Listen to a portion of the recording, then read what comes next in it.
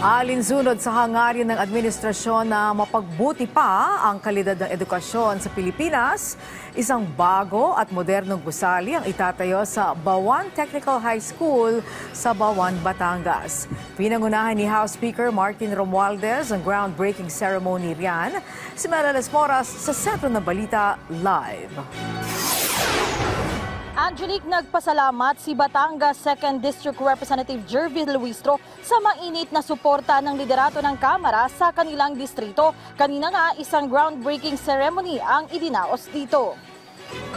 Bandang alas 12 ng tanghali kanina nang dumating si House Speaker Martin Romualdez dito sa Bawan Technical Integrated High School sa Bawan, Batangas kasama si Batangas 2nd District Representative Jervin Luistro. Ito ay parang pangunahan ang groundbreaking ceremony para sa bago at modernong gusali ng eskwelahan. Nakilahok din sa pagtitipon si Senior Deputy Speaker Aurelio Dong Gonzales Jr. Gayun din ang mga kasamahan ni Luistro sa House Squad Committee, kabilang na ang mga pinuno nito na sina Lead Chair Robert Ace Barbers at Co-Chairman Dan Fernandez at Stephen Paduano. Ayon kay Luistro, mahalaga ang pagtatayo ng bagong gusali sa paaralang ito para mapagbuti pa ang kalidad ng edukasyon sa lugar. Lubos ang pasalamat niya sa liderato ng Kamara at sa administrasyon ni Pangulong Ferdinand R. Marcos Jr. sa buhos ng suporta sa kanilang distrito. Si House Speaker Martin Romualdez naman tiniyak ang patuloy na pagserbisyo ng Kamara para ibayo pang mapaganda ang estado ng bansa, mapa-edukasyon man o iba pang aspeto ng lipunan.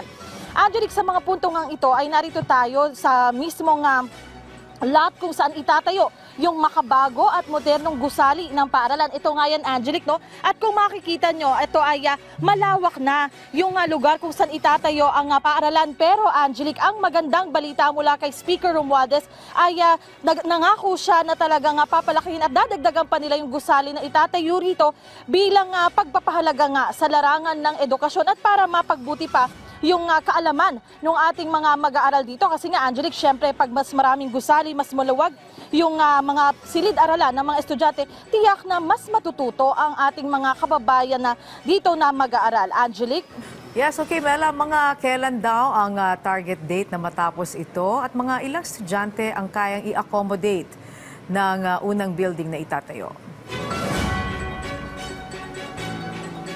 Angelique, sa ngayon nga, inaalam natin kung kailan yung target mismo na maitayo, na finally magagamit na yan ng mga estudyante dito, na libo-libo yung mga estudyante dito makikinabang itong ang bagong mga gusali. Pero sa ngayon, inaabangan pa natin yung particular date. Pero ang talagang target ng ating mga otoridad dito ay as soon as possible para agad mapakinabangan ng ating mga kababayan. Angelique? Okay, maraming salamat sa iyo, Mela Lesmoras.